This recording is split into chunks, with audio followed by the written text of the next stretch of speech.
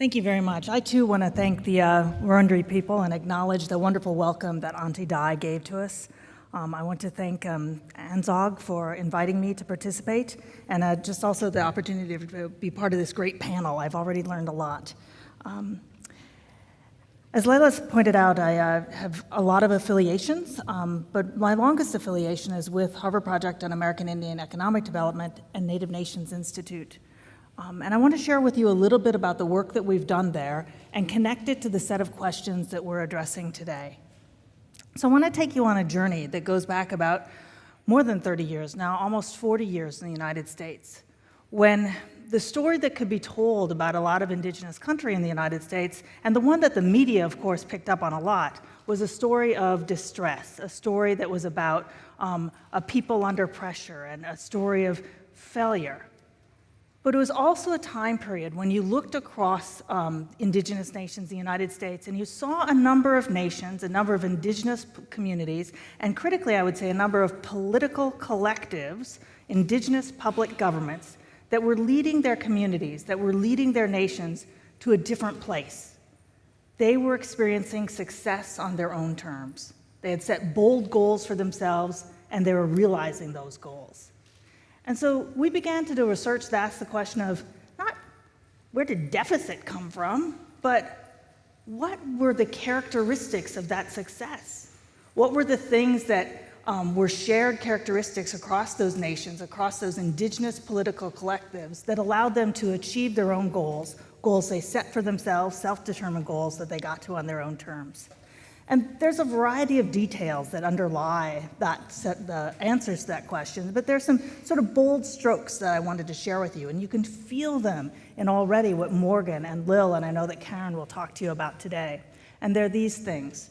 First is essentially a fairly aggressive assertion of authority, jurisdiction, responsibility. We've called it self-determination, political collective self-determination. Not exercised necessarily by individuals, but by these indigenous political collectives that were out there to achieve goals for their people. Set that goal, exercise that power and responsibility and jurisdiction, and get it done. Guess what? Some of the time, that jurisdiction wasn't actually acknowledged under Western or American law. In cases it was, certainly, but in other cases there was just what we've tended to term the Nike attitude of just going out there and doing it, just do it. But those assertions of authority and jurisdiction and an exercise of responsibility was always backed up by effective institution building, creating indigenous governing structures that could get the job done. And I don't just mean an indigenous governing structure that can exercise authority in one narrow area, say over a particular type of social service or taking care of the environment in this area or getting into the school over here, but really creating a governing structure that supported that holistic idea of being a public government for an indigenous nation. So creating that kind of institution that was effective and could get the job done, and beyond that, wasn't the sort that we've heard about here in terms of org-type corporations or PBCs. It wasn't the sort of government that was a mandated government.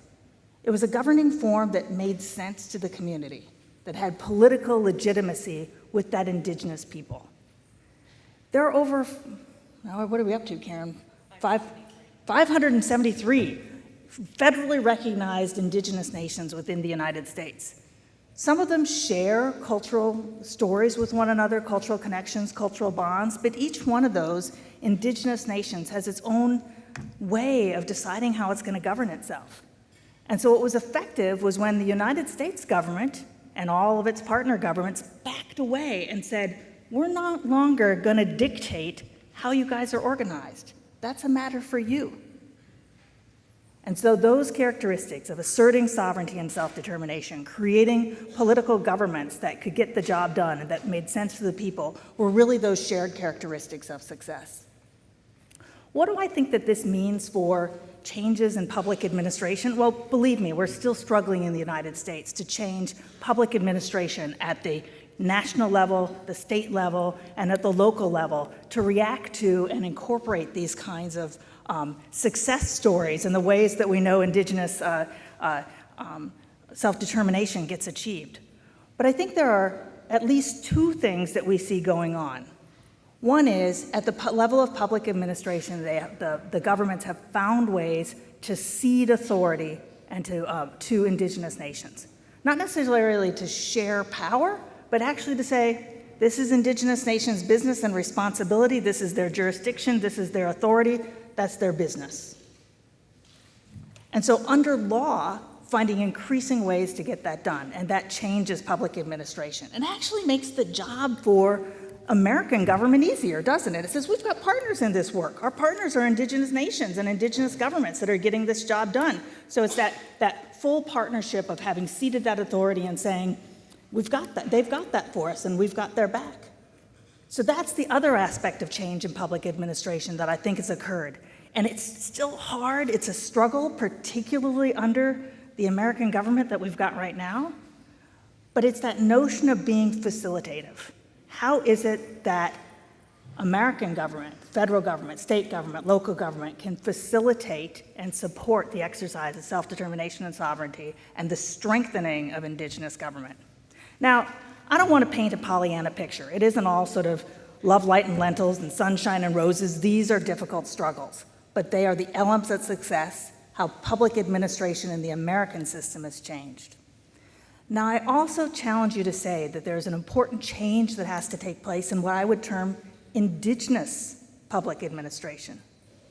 It means that Indigenous communities have to be in a place where they are establishing fulsome governments of their own, not narrow governments around particular issues, but governments that are able to take on the array of responsibility that public governments everywhere do, and to create those governments that encompass a people as they are self-defined, answering that question of who are we as a people, and how then does that get reflected in our governing organization? So that is also a question of, in a sense, public administration that's an Indigenous public administration question.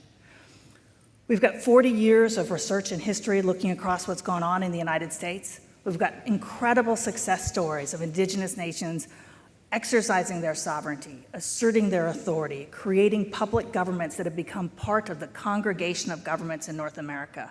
I think there are already stories of this sort developing in Australia and developing in New Zealand, and I would encourage us to learn from each other to continue to push back on those settler governments so that their public administration can continue to change in appropriate ways to support that flowering of Indigenous community and growth.